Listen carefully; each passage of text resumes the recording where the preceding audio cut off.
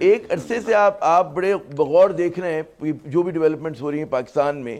آپ کو لگ رہا ہے کہ ماضی میں جو حکومتیں آئیں, چاہے پی ٹی آئی کی حکومتوں سے پہلے نون لیگ, پیپلز پارٹی, ان میں سے کسی کے پاس کوئی مربوط توانائی کی پالیسی تھی؟ کیونکہ اس شعبے کے متعلق کہا جا رہا ہے کہ سب سے اہم ترین شعبہ یہی ہے پاکستان کے لیے, سیکٹر یہی ہے, اور سب سے مشکل سیکٹر بھی یہی ہے. اگر آپ توانائی کے سیکٹر کو صحیح چلا لیں تو ہماری معیشت بھی ٹھیک ہو جائے گی اور تمام چیزیں جو ہیں وہ ٹھیک ہو جائیں گی. تمام مسئلوں کی جڑ اس وقت جو ہے وہ یہ شعبہ بنا ہوا ہے. جی دیکھیں, توانائی بالکل صحیح ہو سکتا ہے اور اس کے اندر آپ کو اوور آل ایک روڈ میپ بنانا پڑے گا. اب کیئر ٹیکر میں تو ہمارے پاس 5-6 ماہ تھے, تو اس میں جو کام ہو سکتا تھا ہم نے کر لیا ہے. لیکن آپ کو ہمارے ملک میں اصل میں جو ایک پالیسی میں فلا ہے نا, ہم صرف آج کا سوچتے ہیں, ہم پلان نہیں کرتے.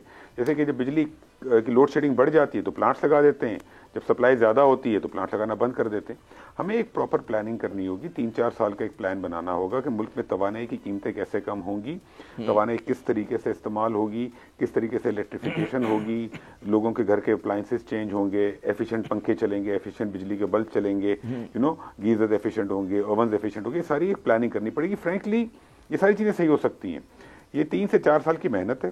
اگر یہ ہم کریں پراپر پلاننگ کے ساتھ کنسسٹنٹلی, تو پاکستان میں توانائی کا ریٹ انشاءاللہ نیچے بھی آ سکتا ہے اور پراپر طریقے سے پورا سیکٹر چل سکتا ہے. جب یہ چلے گا, آپ نے بالکل صحیح کہا, تبھی پاکستان چلے گا. بیکاز جب تک توانائی کی قیمت صحیح نہیں ہوگی, آپ کی انڈسٹری نہیں لگے گی, اور اس وقت تک نہ روزگار ہوگا نہ اکنامک گروتھ ہوگی ملک کے اندر. اچھا علی صاحب, جو میں سمجھا وقفے سے پہلے جو آپ بتا رہے تھے کہ جس طرح سے آپ پرائسنگ کا ریشنلائز کرنے کی بات کر رہے تھے بجلی کی قیمتوں کا, تو مجھے ایسا سادہ آدمی تو یہ سمجھا کہ جی ٹیک اوے یہ ہے کہ جو گھریلو صارفین ہیں ان کی بجلی کی قیمتیں بڑھ جائیں گی.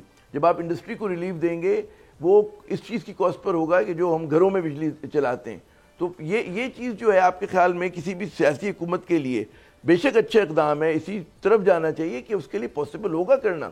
آپ تو منصوبہ دے کے چلے جائیں گے, امپلیمنٹ کون کرائے گا اس کو؟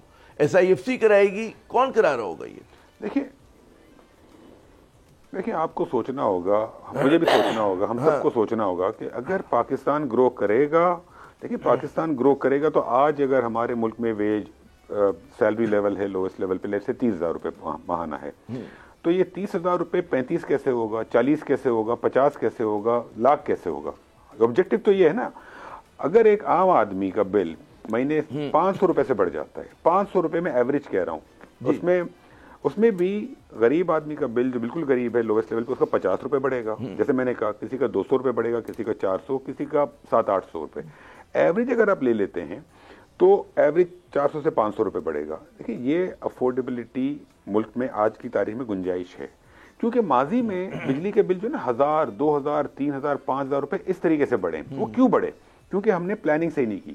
آج میں کہہ رہا ہوں کہ اگر ہم ایوریج 500 روپے ماہانہ سے, اور کسی کا 50, کسی کا 800, اگر یہ بڑھاتے ہیں اور آپ کی انڈسٹری کا ٹیرف نیچے آتا ہے, آپ کے ملک میں انڈسٹری لگتی ہے, تبھی روزگار ہوگا. لوگوں کی تنخواہیں وہاں سے بڑھیں گی جب ان کو روزگار ملے گا. ان کی تنخواہوں میں 500 روپے سے بہت زیادہ اضافہ ہو جائے گا انشاءاللہ. تو ہمیں اس ٹائپ کی پالیسیز کرنی ہوں گی جس میں ملک میں گروتھ ہو اور انڈسٹری لگے.